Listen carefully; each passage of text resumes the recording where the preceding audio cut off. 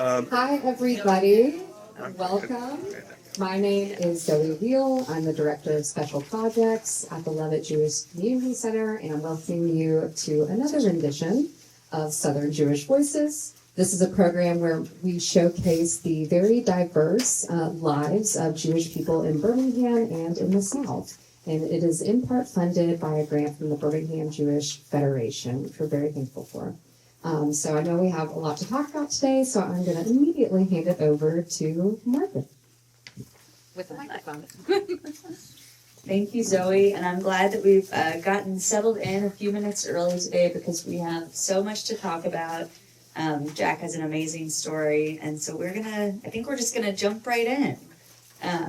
And you look like, is there something you want to say to kick this off? No, it's just interesting because it's never come out this way. You mentioned that it was interesting to you, or to, can you hear me? Here, is it on? Let me double check. Okay, it's off now. It's, I think it's on. Can't get it. Oh, I see it. Okay. You got it? Okay. Yeah, but Zoe mentioned to me that it was interesting that I have that myself and my brothers we were born in 3 different countries, and I've never thought of it that way. Because I was born in Ukraine, and my brother A was born in Stuttgart, and my youngest brother Steve was born here. So yeah, it's quite a travel circuit. Well, I think that's the perfect transition into getting us started because we are going to start with some family origins today and a little bit of your story of your early life and your parents and coming here to the U.S. So that's a perfect segue.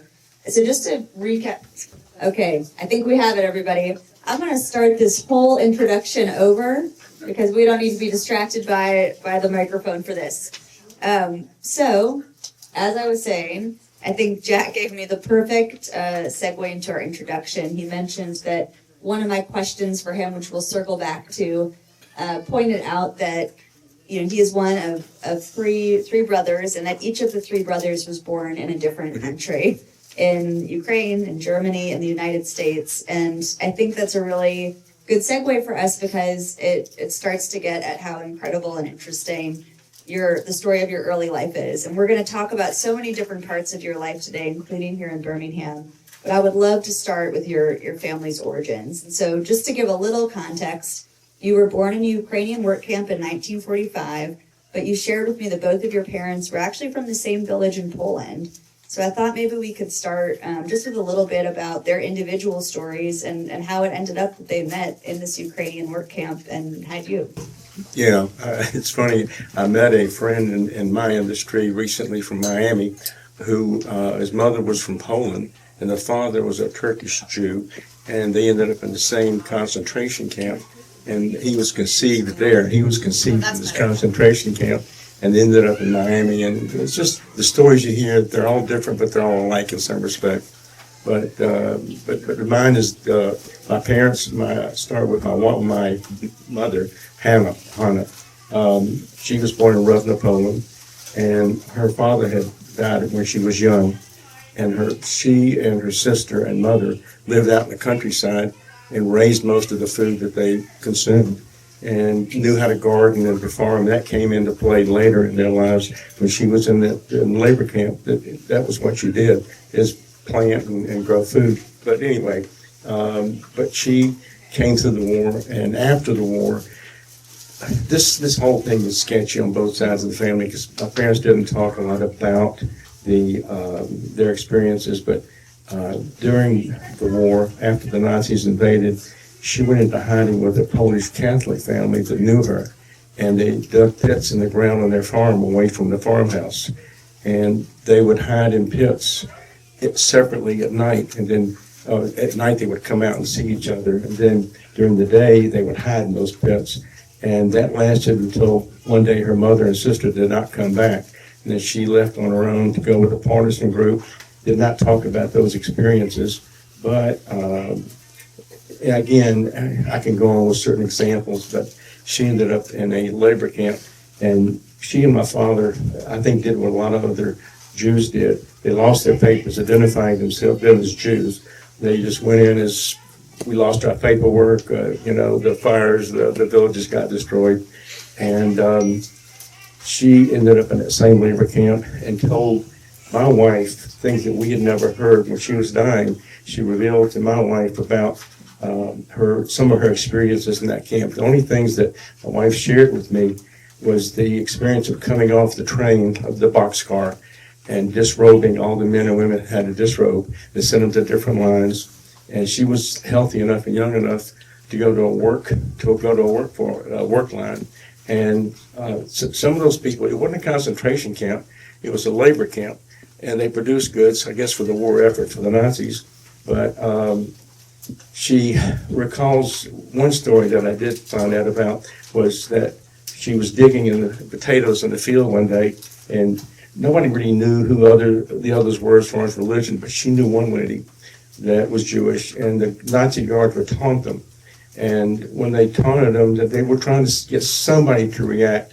Unfortunately, this one lady next to her reacted, and they shot her on the spot, and then she dropped beside her. And she said that she never looked up.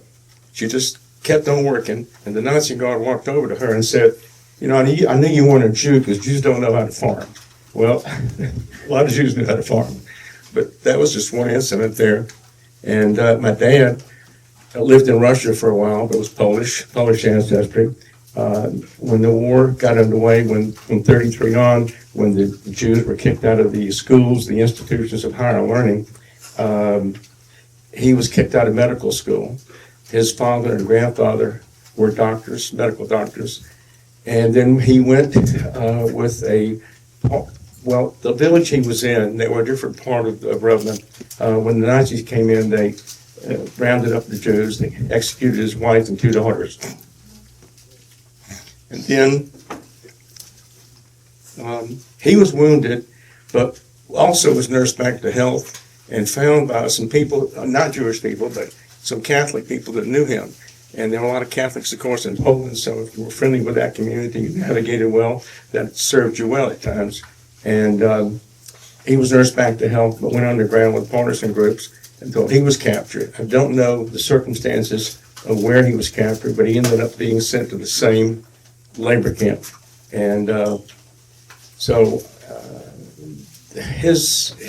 one thing that I always remember is when he would mow the lawn in the summers, he would take off that shirt, and on the back there was a concentric scar, a huge scar that looked like something out of a science fiction movie with all the little dots raking out, but it was almost a perfect circle. He never would talk about how that happened. And you learn growing up in my household, and I think in households like that, not to ask too many questions because they were very uncomfortable with discussing their circumstances, their family situations, the losses they incurred, the hardships. So it was something that I wish, I've been asked, why didn't you ask this? Why didn't you ask that when you were younger? We knew to avoid those subjects, not to ask and get them, making them feel bad. So things didn't really come out until later on in life through my mother rather than through my dad's talking about it.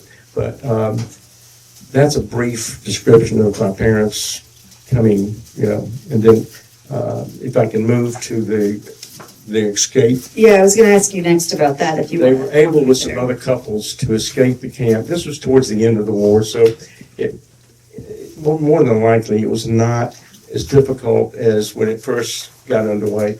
But it was either 2 or 3 other couples, we never were clear, managed to arrange an escape. They traveled for several weeks by nighttime, and they hid by day. And at night, they made it to Allied forces. Luckily they found the American forces rather than the Russian forces that would have gone to some gulag. But it worked out well, and they were sent as displaced persons to live in Stuttgart, Germany. I've always kind of, not marveled, but thought that was so ironical that you're trying to leave the Germans, and here you are, you're sent to Germany. But it worked out well because it gave them a place to live and work for those 5 years from 45 to 50 after the war. And I was sort of curious to ask you, what memories do you have of that time? You shared with me that you have sort of a few early memories from that period before your family came to the U.S. Yeah, it's really sketchy. In fact, I don't even remember interacting with my brother, who was born 3 years later. But I remember the apartment buildings. They were dark brownstones, connected apartment buildings. I remember where we lived. I remember up on a hill, there was a swimming pool, empty. But the sides, not the sides at the length, but on this sides, we would use cardboards or pieces of metal, whatever we found, and my friends and I would enjoy sliding down those things. And I remember an older friend that I had that would ride me around on his tricycle, and I'd sit on the handlebars. I remember having to go to the hospital. There was something wrong intestinally with my coming up. I'm gonna go back. My parents were leaving or escaping. My mother called me a miracle baby because she said for all those weeks we traveled, I never did cry. How can an infant not cry? And we didn't have food. They had to live off the land. So it was a bit of a miracle. And then in Germany, I remember being put in a hospital nearby our apartment building, and I escaped. Whatever the reason was, I didn't like being there. And they had to send police out, they had to send hospital workers, and they looked and looked, and she said that they found me hiding in some shrubbery in front of the hospital. I didn't want to be hospitalized, but I was not, I don't know if I was a problem kid, but, I'm sure I caused them like any juvenile, their share of problems. I remember the apartment we lived in. It was sparse, but it was nice. They had to work. My dad, having been that medical background, he ends up barbering, learning to cut hair. And so that's how they got through earning money for food. And my mother was always a good seamstress. Her mother was, her sister was. So with the seamstress and the barbering, they got by until it came time to finally get approval to come to this country. They had applied to come to this country. And the authorities came around at the time and said, we have openings to South America for a family with two children. And my dad said, no, we're not going to South America. We're going to wait and get papers I want to go to the land of milk and honey, to the United States. And so they waited, got the clearance, and when the time came to South America, they found a couple who had relatives in South America who wanted to trade out. So they got approval from the American forces to trade out. They ended up coming over on a ship, the USS Hershey, that made 3 trips with refugees from Europe, from Germany into the port of New Orleans, because as you know, just about everybody came through New York. We came through New Orleans, and years ago when I got started with the children of Holocaust survivors, Eva did a lot of research, and we finally found out through the AHEC that we were on the same boat. It was hard getting a manifest, and her parents were both concentration camp survivors, so we have a connection there. I kidded her; she was the little girl that was always bothering me, But anyway. Well, and that's a great transition to talking a little bit more about coming to the U.S. And it's amazing that you have those memories from your time in Germany, and interesting to hear about your parents, sort of waiting. They know they want to come to the U.S. They come through the port of New Orleans. I guess what I would love to ask you next is how they get to Birmingham specifically, and what you know or remember about their arrival, what it was like to go from Ukraine to Germany to Birmingham, Alabama. To begin that, I'm reminded of that ship that we were on, that I hated being on that ship because my mother would take me into the ladies' room when I was little. She wouldn't let me go alone into the men's room, and we had to go down a lot of stairs in the ship. I'm glad to get off that. But anyway, in New Orleans, they were housed at a hotel facility waiting for sponsorship. We could have gone to anywhere in this country. It was whoever came to bat for sponsoring us. And once they got sponsors from the Jewish Federation here, they moved to Birmingham. Couldn't speak a word of English. My dad was very educated. He spoke Russian, Polish, German, Yiddish, and language. But I guess it's when you're an adult. This was the hardest language that he said he had to learn. And my mother was the same way, but she picked it up quicker. And when they came to Birmingham, they were set up with an apartment on Southside that old building is still standing, surprisingly. And you step out of that building and you look down towards the back of the Virginia Sanford Theater. that was where we grew up. You climbed those big steps up to Highland Avenue. But the people that got them a job as an apartment set up, ready to go, realized that they also put them where they could be close to the temple and walk. And my parents were very observant, especially my father. And one thing I'm glad of, to divert a little bit, is that some people came out of the Holocaust with losing a belief in God. Like, God, where were you during all this? My parents were the opposite. They practiced their religion, they believed it, and it worked out very well. My dad, with all that education but no English, was given a job by the Rittenbaugh family at Alabama Novelty House upstairs in the department that packed the silverware and the dishes. They did door-to-door selling and all, and he would pack the orders. And my mom would take in seamstress work. But with the help of certain families in Birmingham that got them started, I know they kept an eye on it and make sure they were transitioning well. My dad went to Phillips High School at night to learn the language and writing in it. It's amazing. The European ancestry people that I meet, they have beautiful handwriting. Today they don't even teach it in schools, so it's all different. But he learned to read and write, and then he forwarded that knowledge to my mom, so they learned the language. With the help from the community, though, he started a new and used clothing store, an Army surplus store on 2nd Avenue, up the street from where the Alabama Novelty House used to be. It's now an apartment unit, a condo unit. And that started in the mid-'50s. And they grew up in a retail business, a retail atmosphere. It's a funny thing. The guy goes to medical school. He's smart, obviously, and becomes a rag merchant. That's a hell of a transition. Yeah. But he succeeded at it, and it was just a nice lifestyle growing up with that in our backgrounds. Yeah, and one thing I kind of want to hit on here that you mentioned already, I think it was really meaningful how you said that instead of sort of turning away from God, your parents' experiences sort of, if anything, deepened their religious conviction. I'm curious if you could just talk a little bit more about, you told me that Judaism was very important in your home growing up, that you have memories of, going to Temple Bethel with your father. Talk a little bit more about the role of Judaism in your life. Yeah, it was, we stayed involved with the Hebrew school, but, it's funny, I think it's 6 or 7 years of Hebrew school, can't speak it, I can read it, but that's about it. But I went with my dad to all the millions on Sunday mornings, learned how to lay tefillin once I became bar mitzvah, and then one of the I guess dark notes was coming up to the side of Temple Bethel, that side door that we used to go in for services, and we're there at 7 o'clock in the morning, and then we get to the door and there's a big white sheet just covering the door, tucked into the sides with a big swastika on it, and that upset it, visibly upset. Nothing ever happened from it. But it was during the time frame that things were going on in Birmingham, and trying to think of this. But I was involved. I think my parents made me get involved, but I stayed involved. But I was involved with learning, and then when I got older, I wasn't as involved as my parents were, but I had a good upbringing in that department.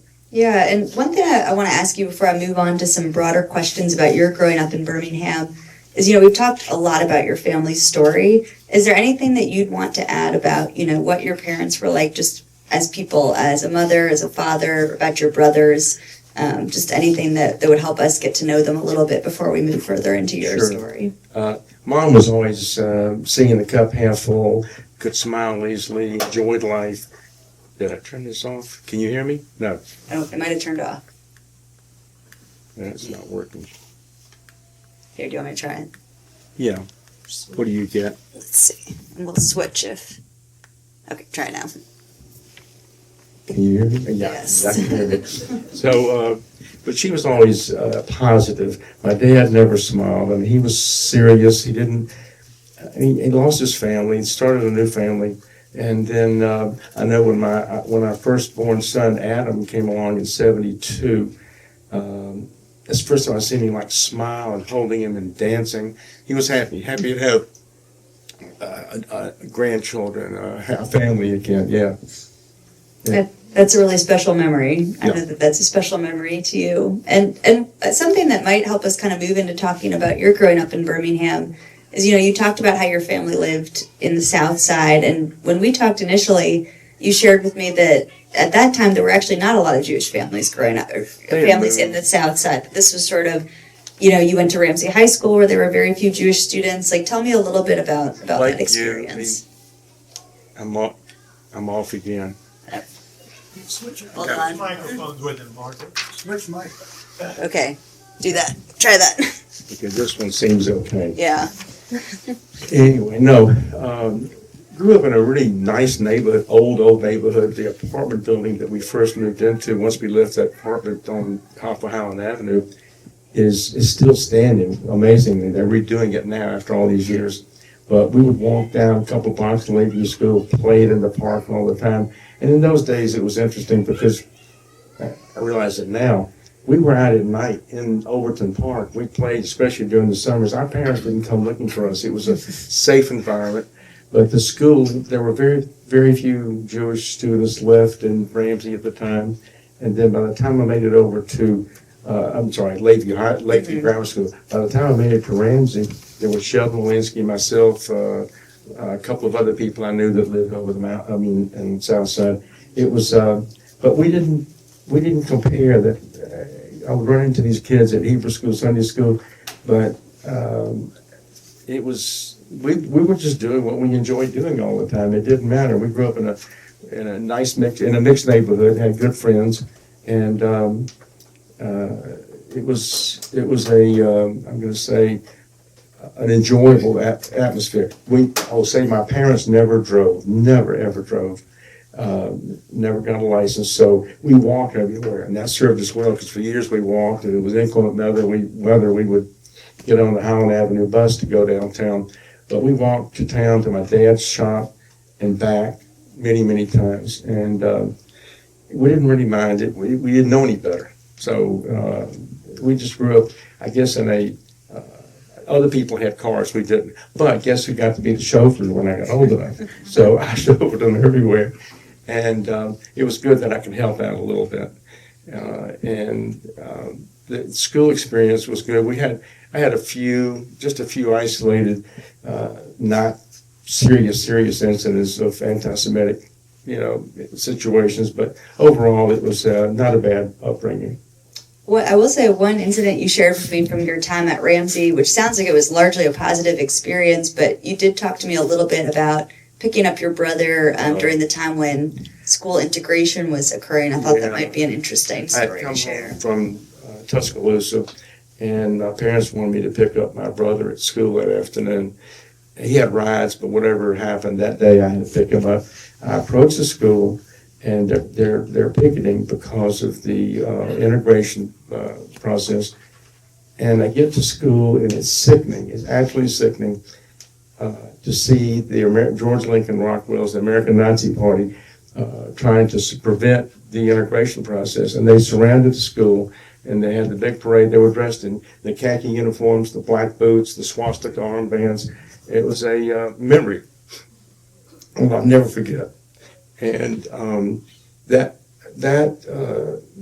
episode has always stayed with me. That there are people that would do that so overtly for just something so simple. It's simple to me. It's funny, but we didn't. Everybody has their prejudices, but we grew up. My parents grew up never having seen a person of color. So when they get to this country, they don't harbor those feelings about so and so, and they got along with everybody, which served them well in their business over the years too.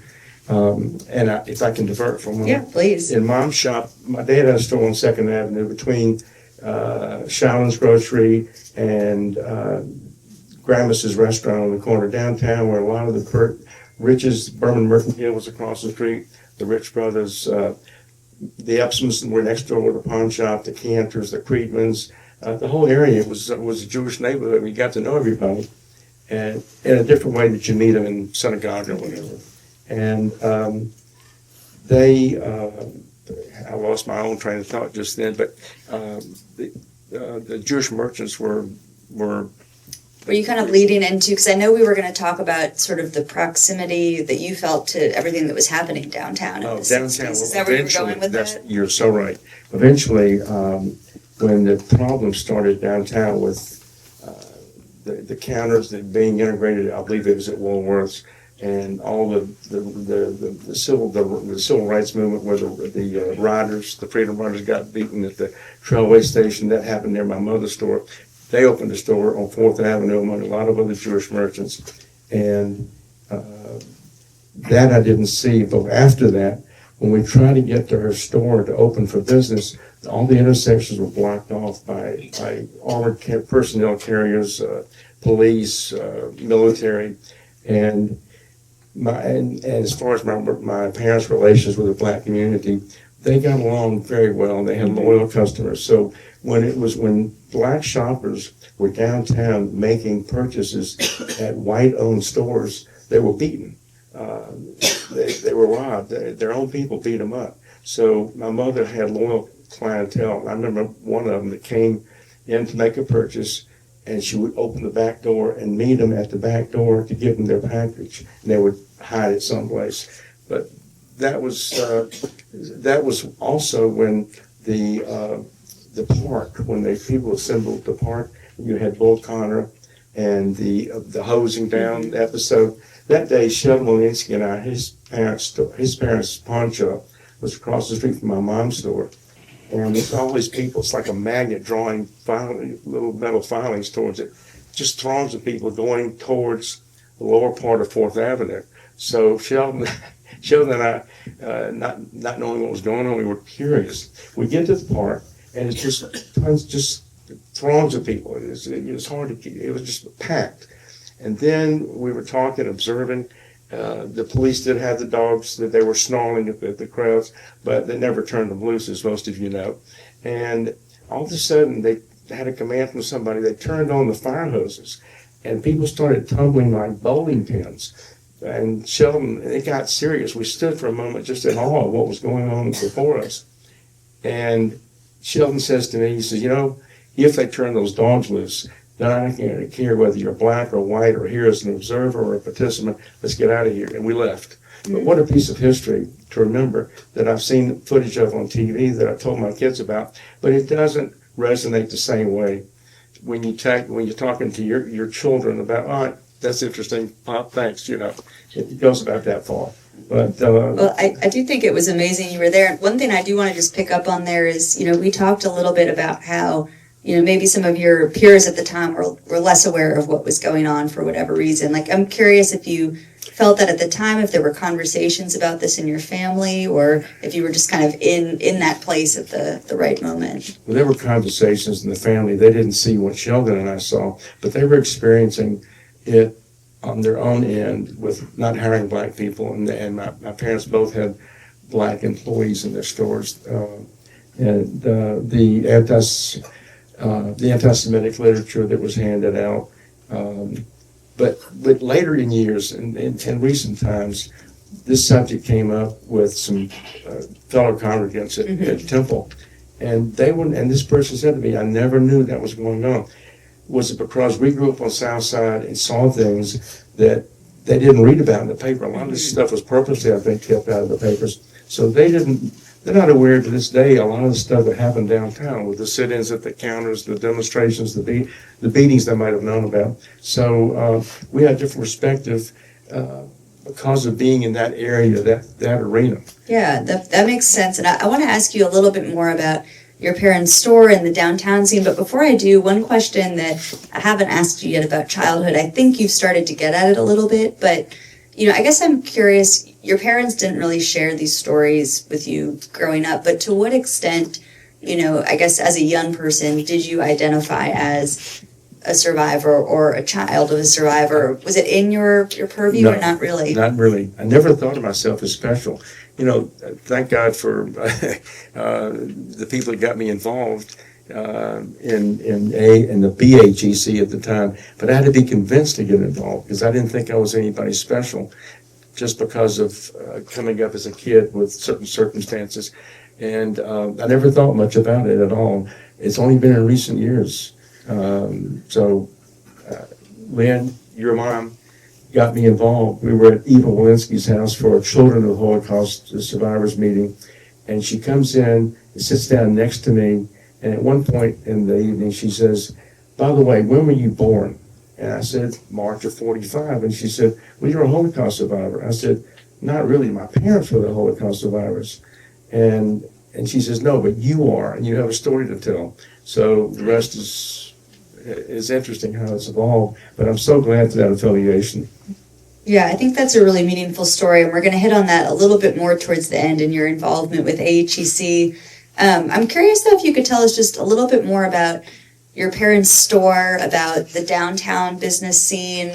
You've kind of painted a little bit of a picture for us, and I am really struck by the fact that your father went from medical school to retail. Just tell us a little bit about going to the store, growing up. Describe what you can. It's funny. He was not a rag merchant, but he adapted well. But it was new and used clothing, and then got into military surplus, and then evolved into just a little family business, mostly men's, some women, some children. I remember at Christmas time it was fun because we would be packed. He had no store hours, by the way. The store hours where he closed when the last person was out, or he opened in the mornings. He'd get up at 4:30 every morning. He would daven. They would walk to work from Southside to 2nd Avenue North, and if he was open at 7 normally, or 8 normally, excuse me, if he saw people at Birmingham Mercantile that were like the people that were coming in to get paint and supplies would buy coveralls from him or work boots. So he found it advantageous to not keep store hours, just to open whenever somebody showed up, and they knew that word got around. So you could, if you came in late and you wanted somebody to be there at 8 o'clock at night, he was there. So that was nice. But it was a schmata business in a sense, but it was a way of life, and I appreciated it later when I was older and grew up in that atmosphere. I would come in after school. I remember on the merchants on First Avenue, the wholesale merchants. You had Liberty Overall, you had Berman Brothers, the shoe wholesale, the Greenwalls, the Feldstays, Raymond Hosiery. He would send me once a week with maybe $1,000 to $2,000 in cash. And he paid all these people in cash, no checks, all down the street. And I would distribute money in envelopes to every merchant, get a receipt, come back to the store. And in those days, my mom later opened a store on 4th Avenue across the street from Copeland's Corner. Bohemian Bakery was nearby. And he would send me twice a week for bread. I could walk from 2nd Avenue down to 4th Avenue through that neighborhood. No worries. And he had no worries about us or me walking back and forth. I got the good jobs because I was the oldest. But it was an interesting memory, walking back and forth, taking different routes just to break up the monotony of what I had to do. And especially on Fridays, going down for Hollows early enough, if I got out of school, go downtown. And it was a nice upbringing. I think the flavor was there. Tessie's Delicatessen, Felix and Tessie Cohen. I mean, the institutions that all of you know about if you grew up in Birmingham, those were neighbors, those were friends. It's funny though, they never ate there because there were your parents, right? Never ate there because they were kosher. They would not eat out. They never took a vacation all the time they lived here. And but you make friends with all these people. And Tessie's later on when the store closed, and you saw Tessie, and you had things made. It's nice. Those are just very, very pleasant memories of coming up in this city. Can you actually talk just a little bit more about, because I'm not sure that in all of our interviews we've really had people talk about some of these food establishments, Bohemian Bakery and the Delicatessen. Just tell us a little bit more about, what were those institutions? What did you like to eat there? What details can you share with us about those? I didn't eat there because my parents would have had a fit if I'd have eaten there. Never secretly? Yeah, well, I got to tell you something. This is an admission. You've heard it, Betty. Growing up across the street from which was Dr. Hogan, and his son Billy and I became friends from school, and they were Boy Scouts, Cub Scouts, and he invited me over one time for a Cub Scout meeting, and they have a big backyard. He's got a little fire pit going, and he's kept putting something on the skillet that smelled so good. And he wanted me to taste it. Well, you know what it was. Bacon. I could never tell my parents how much I enjoyed that bacon. I hope you know that we are recording this. They hear me. But that atmosphere on 2nd and 4th, 2 atmospheres growing up, they were similar. You had Shaulin's, the grocery store. You had the Army Navy store across the street. You had the hardware store, all your Lishkoff's. In fact, Lishkoff's, it was easy for my dad to pay his utility bills. They were one of the places that you could walk in and pay your power bill, your water bill, your gas bill. You remember it, Jerry. And not that you're that old, but you know what I'm talking about. And it was, the trolley car would come by. It was still operating on 2nd Avenue. And inevitably, about every 3rd or 4th trip, the lines would come loose, and the conductors would have to come out and reconnect the lines to the overhead things. And you had Kriegman's Clothing, you had the Grammas's Restaurant, one of the Grammas families on the corner, Epsman, Elijah Epsman, his shoe store was next door. The other Epsmans were the pawn shop. Who else? So 4th Avenue was abundant with. It sounds like really a tight-knit community of merchants. It was. We all knew each other, trying to help each other. We were competitors. But on 4th, you had Copeland's Corner, you had Walensky's, you had Snippy Copeland from the shoe store, the Bohemian Bakery family. Across the street was Berman's number 3, the Epstein family. I worked for them one summer. That was an experience. And Cooper's and Mendelssohn's had a store. It was to me, it was just a wonderful atmosphere. That neighborhood, the one on 2nd, it was a great way to grow up. I didn't look at what people had or didn't have. I know I couldn't own pets and where we lived. And I remember one time in Hebrew school, I won some kind of reading contest, and the prize was a Cocker Spaniel. That's a big prize for a I couldn't take it home because there were no apartments. No pets allowed. So I never forgotten that. But I'm not faulting my parents. It was just the atmosphere. I'm trying to think on 4th Avenue. There were so many incidents over the years, and there was a Robinson. Mr. Robinson was a shoemaker in the next block, which really was the start of the black community district. And he would take the Army. He bought boots from Atlanta from some company that had a conduit to the Army Navy supply. So you would get uniforms, used uniforms to sell to the workers, and that was a good business. And he would order combat boots, and he would get Mr. Robinson to refurbish them and then sell them in the store. So he developed a relationship with that family, and I later became friendly with his son, who was in the insurance business, and then got to know his family. So some of these relationships have lasted up until now. Yeah. The son's gone, but the wife's still here. And it was nice to see my parents interact with the non-Jewish community. Yeah. And that was good. And then I will say that there was a fellow in Fultondale that became a customer of his to buy work clothes, and his name was E.B. McClenny. Well, he befriended my parents, and they ended up, when I had my driver's license, I would take them up to Fultondale to his farm, and he would fix a big pot of butter beans. I know it sounds corny, but they were good. And my parents would eat. That's the only place they eat out. And interesting. And he taught me on an old Ford 50-something pickup truck how to drive a straight shift. And that's what I did on Sundays. We'd drive up there. And again, that was from the 2nd Avenue connections. And these memories just popping in at random because I didn't give them a lot of thought when I first spoke to you.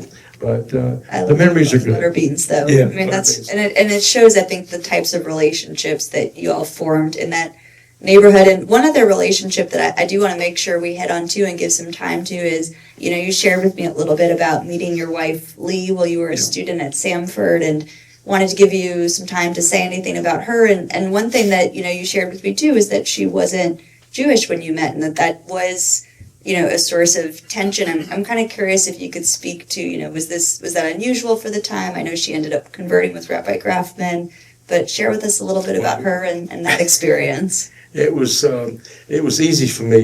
I was in Alabama, not a great student. They asked me to not come back or go home because I was all the time at the pool hall or partying somewhere instead of studying. But anyway, no, it was time to come home. So I went to UAB, brought my grades up. But UAB was nothing, just a couple of buildings. And I had to bring my grades up to transfer. Ended up getting accepted at Sanford, and my grades shot up. So I felt better about myself. I mean, to be a poor student and then I missed the dean's list that first semester by 2 or 3/10 of a point. So I knew I could study, but I just had to have the impetus. You did tell me that there wasn't as many fun things to do at Sanford, too. Sanford That was part of such a it. dull school. When I met my wife there, she was, in order to pick her up from one of the dorms as a date, they couldn't wear just jeans. They had to wear a skirt. So the skirt was over the jeans. No dancing on campus at the time. And it changed so much. But over the period of time, we started seeing each other. And when I brought her to my parents' house to introduce her and tell her, they were so against it. And I understood, but it was just a move that I felt I wanted to make. And going down the road, whoops. Oh. That button is in a tough spot. This is a tough spot. Is it? Here. I'm gonna swap with you again. Here.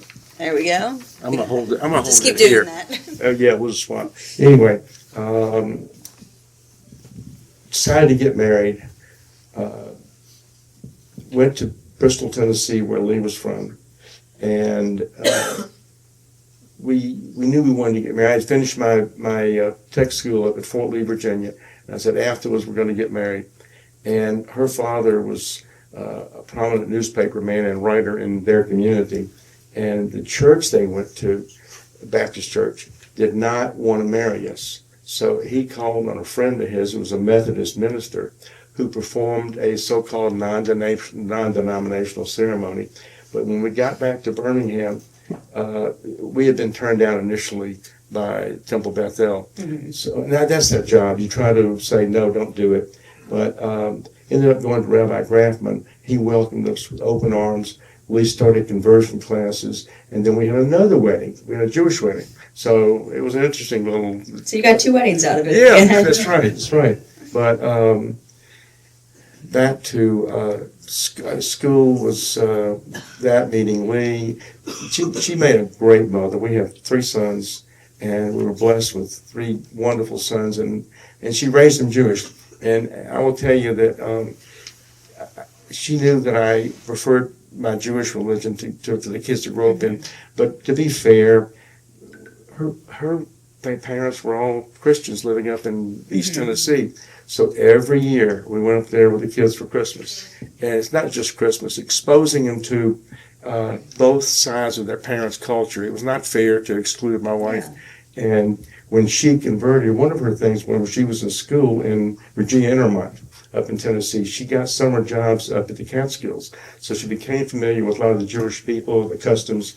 And then when she moved to Birmingham, while she was at Sanford, she worked here at the center as a lifeguard. Oh, wow. So being a lifeguard, she got a lot of private assignments with Jewish families, but taught classes here too. So was familiar with the Jewish community. So making that transition was not selling her on, hey, you got to do this, you got to do that. It wouldn't have been fair. But making that transition was easy for her. She found a home in Judaism, which worked out very well. Yeah, that's lovely. And I always love when we can find that JCC connection too, which it seems like everyone has one. Well, I have just a few closing questions for you as we kind of move towards the end of our interview. And one is, I'd love to go back to something you said at the beginning, which is, you referenced the fact that a lot of these stories that you shared with us at the start of your interview were things that you learned well into adulthood and really from your wife, from Lee, when she was talking to your mother.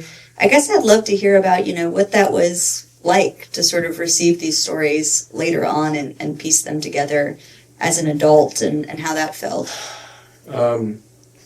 It was very rewarding to learn these things, but it was also disturbing knowing what they went through. And can only imagine what my dad went through losing his family. But with my mother being separated from hers and then going through what she did at the labor camp, you wonder, how did she survive hiding the pregnancy. You see concentration camp pictures or labor camp pictures. You see those sackcloth dresses the women would always wear. Some of them were tied off. But she had to be tough. I mean, tough.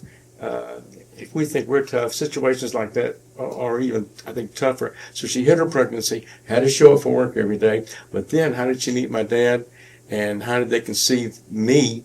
That's another story that I'm not going to talk about. But when you think about it, how did that occur? And you hear about those stories from concentration camp survivors to labor camps.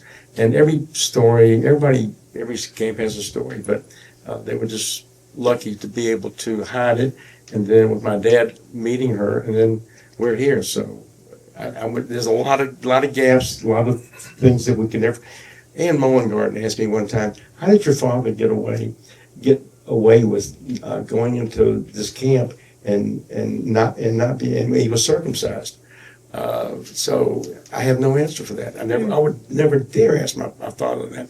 But speaking of circumcision, back in Budapest, after the war, there weren't many synagogues. There were no Hebrew schools. And I don't think we discussed this, but surprise. That's okay. You're allowed to throw in a surprise. I'm the one who said I wouldn't surprise you. My dad would not let a German doctor circumcise me. And there were no mohels around. So at the age of 3, a Jew moved into Stuttgart, into Ulm district, and he was a mohel. So at age 3, I was circumcised. I don't remember it. I'm glad I don't. I heard But a they few took me to market. And I remember the marketplace because the stores were closed, but there were people lined up with these carts, like the luggage carts you see in hotels, lined up with their suitcases open, people selling wares, food, whatever. And I spotted the guy, and I started screaming. And my dad told me that story. I just screamed and screamed. And rightfully so, but I don't remember that episode. But I had 3 years to get circumcised, and I survived it. So, Yeah, no, that is an interesting story. And another question I have for you that kind of builds off that last one is, what it's been like for you to start sharing these stories with, whether it's through AHEC or with your own children. You mentioned your 3 boys. I never thought I would share these tidbits except with my children. And then to get involved with the BHEC and then the AHEC. It's been so rewarding because I told the people that initially came to me about getting involved, I didn't want to. I didn't think I had a worthwhile story. Not compared to the survivors that went through concentration camps like Martin Ahrens and Max Steinmetz and such.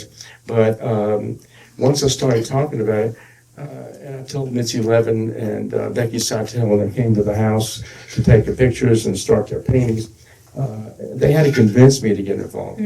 And once I did, I'm glad because I'm doing this for my parents, not for me, because they're the ones that went through it. And we should say for those listening to, AHEC is the Alabama Holocaust Education Center, so hopefully people can go and take advantage of those resources when they're listening. And it's an honor to be on that wall. And my parents are there too, so that's a big honor. So it worked out well. Worked out very well.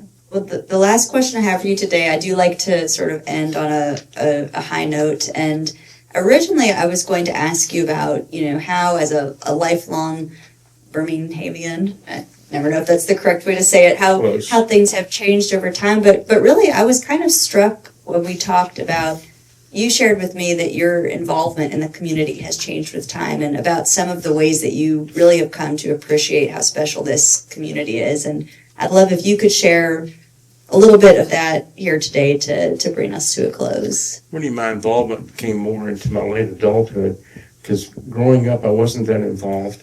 And being on Southside, I was a little bit isolated from getting more involved. But once the kids were older and we had more reason to stay involved and get involved.